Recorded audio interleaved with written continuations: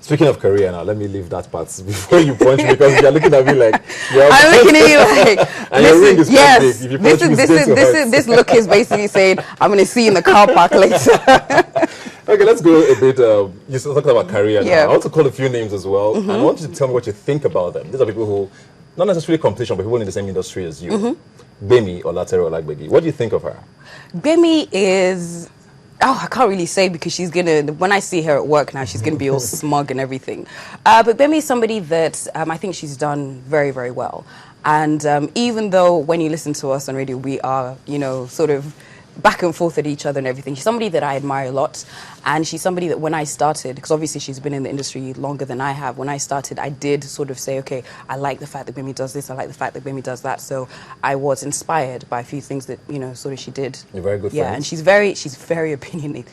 opinionated. Yeah, listen, your hand up on radio is one of the most popular things on radio. Well, that's the thing. I started laughing because you guys, you hear what goes out, but when we switch on the when we switch off the microphone, rather, things, it's like all the gloves come off. That's interesting. Toke Makinwa. Toke is an enigma. I'm going to use that word. Toke is an enigma. Toke, she's somebody that I admire a lot as well, because, you know, there were times when she got, you know, bashed on blogs and everything, and she still kept on doing what she was doing. And I think that's a characteristic that I admire a lot. Being, you know, when people are saying this about you, being able to stand your ground and just say, you know what, I'm going to do this. This is what I want to do. Forget what you think.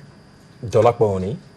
Dolakbo is... Well, I went to LA with Dolakbo. Dolakbo's very, very funny. And you don't sometimes see Most people don't see that, yeah. You don't see it. She's very funny. And we have, you know, some mutual friends. And sometimes when we all hang out, I'm just looking at her like, this is not what I see on TV. She's hilarious. Oreka Goddess? Oreka is my personal person. Yeah, she's, well, we started in the industry together, so we know a lot of each other's secrets. And we had, she was my partying buddy before we got old.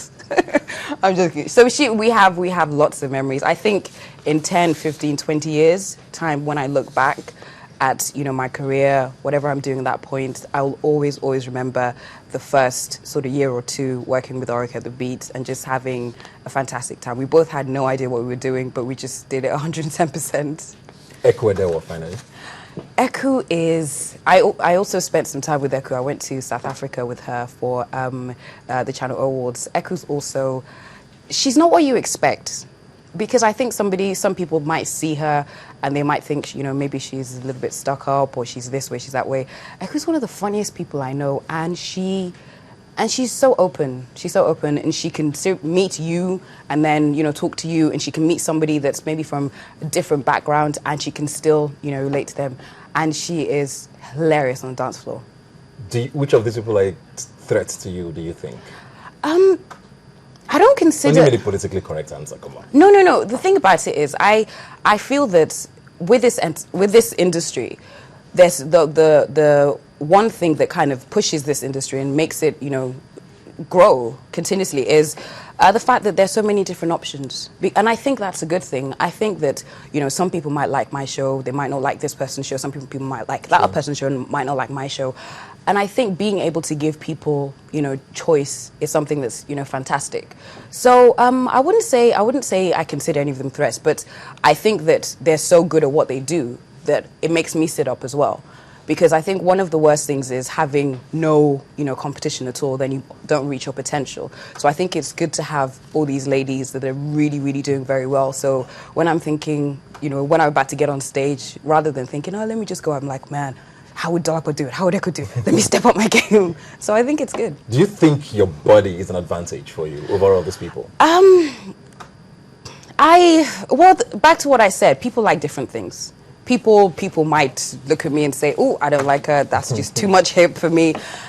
People might like something else. So I think it depends. It really depends on who your audience is. You know, there's some people that, you know, like this, and people that don't like this. And I think it's all about choice. It's all about what you like. So I think if you like, you know, the fact that Eku's always dressed really, really nice and everything, by all means, that's absolutely fine. And it's your prerogative. Okay. We have to go now, but I just want to ask one very question. Just me, yes or no answer. You've talked a lot about on radio about you wanting to do a rap album or something along those lines, would you ever sing? Yes or no?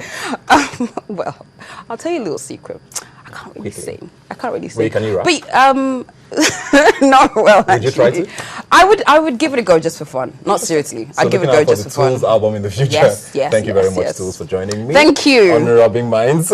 I'm actually see the way I'm looking at you like, okay, I think we don't have to see in the car park later.